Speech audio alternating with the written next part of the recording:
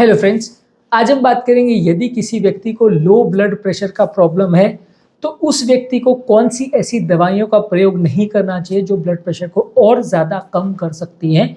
ये दवाइयों की लिस्ट के बारे में जानना और समझना इसलिए भी ज़रूरी है क्योंकि कभी कभी किसी बीमारी की या किसी कारण की वजह से ब्लड प्रेशर सडनली अगर कम हो जाता है और साथ में अगर ये दवाइयों को अगर आप ले रहे हैं और आपने इनको बंद नहीं किया तो ब्लड प्रेशर बहुत ज़्यादा ड्रॉप हो सकता है, जिससे जान का खतरा हो सकता है।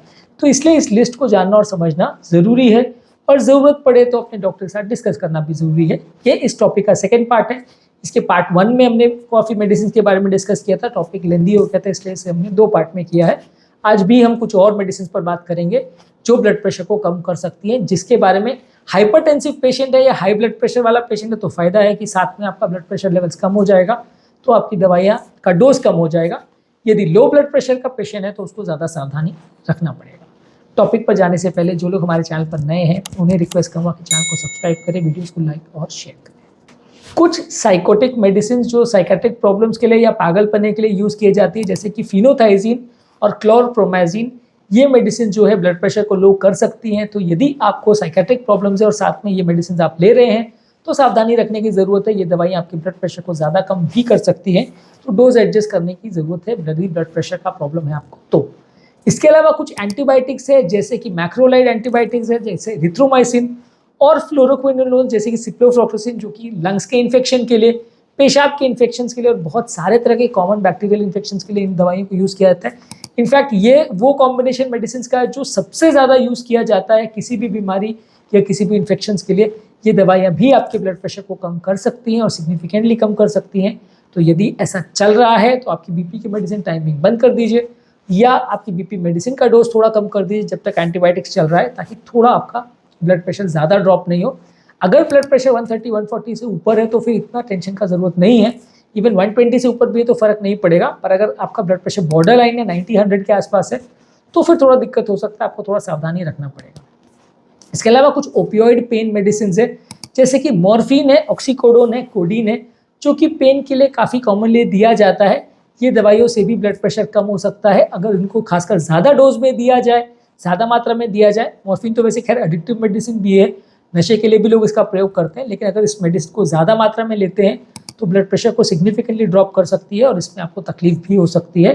तो पेन किलर्स, खासकर मॉर्फिन ग्रुप की जो पेन किलर्स हैं, इस पर आपको ध्यान देना पड़ेगा। ओपियोइड ग्रुप के मेडिसिन से थोड़ा ब्लड प्रेशर कम हो सकता है। ट्रामाडोल भी इसी ग्रुप की है, उसको उतना ज़्यादा बीपी कम करने का इफेक्ट नहीं है, लेकिन हाँ थोड़ा बहुत इसमें फ़र्क पड़ सकता है।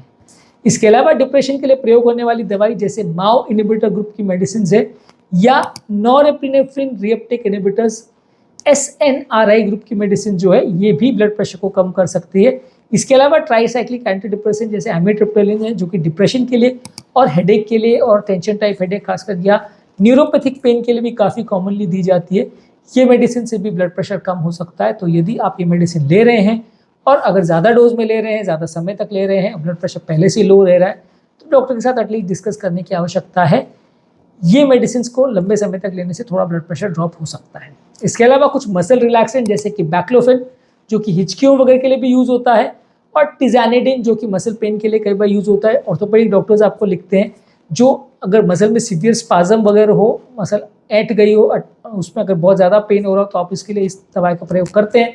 ये दवा भी ब्लड प्रेशर को कम कर सकती है। तो यदि हड्डी के दर्द के लिए या मसल के दर्द के लिए डॉक्टर ने आपको ये दवा लिखी है और आपका बीपी पहले से लो रह रहा है तो डॉक्टर के साथ इस चीज़ को आप डिस्कस कर सकते हैं, या बीपी कम हो गया तो मेजर करके उसको मॉनिटर कर सकते हैं।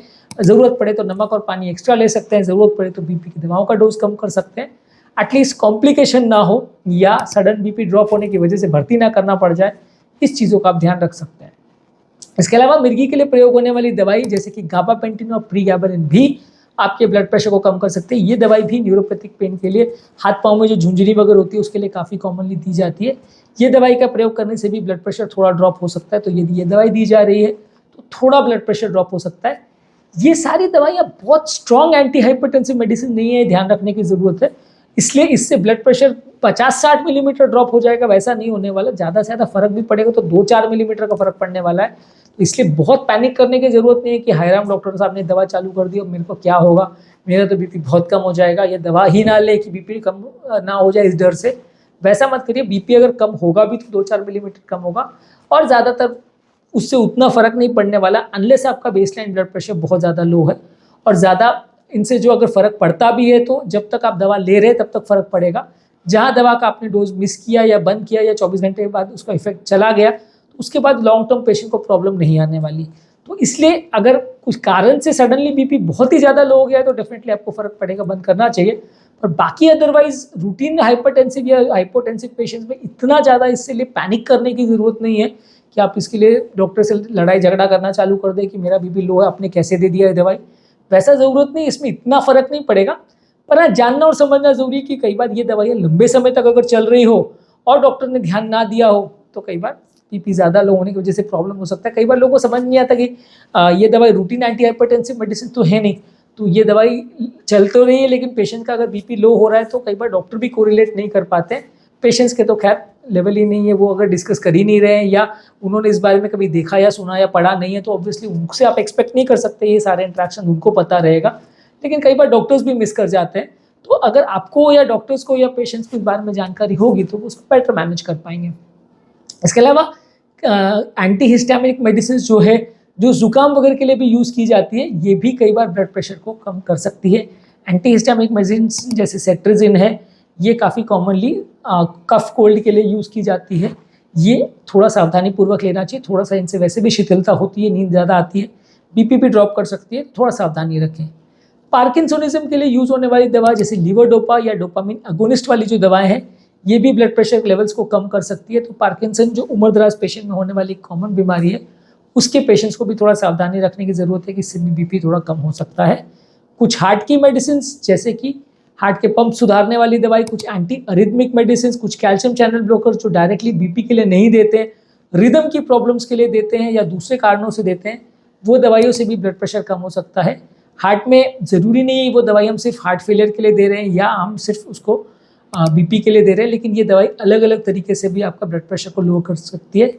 इसी तरह से हार्ट की जो एक मेडिसिन है SGLT2 इनहिबिटर्स जो डायबिटीज़ पेशेंट में भी देते हैं और पंप फंक्शन सुधारने के लिए भी देते हैं, ये भी थोड़ा यूरिन आउटपुट बढ़ाती है और इससे भी 4-5 मिलीमीटर तक का ब्लड प्रेशर ड्रॉप हो सकता है। तो बाकी दवाइयों के साथ में बीपी कम करने के हिसाब से तो इसका प्रयोग कर सकते हैं, लेकिन अगर बीपी पहले से ही कम है तो फिर थोड़ा सावधानी रखना पड़ेगा। बहुत ज़्यादा ड्रॉप नहीं होगा पर किसी किसी व्यक्ति में ज़्यादा इफेक्ट आ सकता है। ये चीज़ एक चीज़ ध्यान रखने की ज़रूरत है कि ये सब मेडिसिन जो है किसी व्यक्ति में कम असर करते हैं, किसी में बिल्कुल असर नहीं करते बीपी के हिसाब से, और किसी में ज़्यादा भी कर सकते हैं। हर व्यक्ति का रिस्पॉन्स पैटर्न अलग हो सकता है, हर व्यक्ति का एक पर्टिकुलर मेडिसिन के लिए रिस्पॉन्स कम ज़्यादा हो सकता है, जिसको प्रेडिक्ट करना पहले से पॉसिबल नहीं होता। तो इसलिए देने के बाद ही पता चलता है कि किसी पर्टिकुलर व्यक्ति में कितना रिस्पॉन्स आएगा। तो यदि ये मेडिसिन चल रही है तो आपके डॉक्टर के साथ आप डिस्कस कर सकते हैं। तो आज के टॉपिक में हमने कुछ और मेडिसिन के बारे में बात करी जो ब्लड प्रेशर को कम कर सकती है। यदि किसी व्यक्ति का ब्लड प्रेशर पहले से अगर लो है तो उसको इस बारे में ध्यान रखने की आवश्यकता है, नहीं तो बीपी ज़्यादा कम हो सकता है। उम्मीद करूँगा कि आज के टॉपिक में कुछ नई बातें जानने को मिली होगी।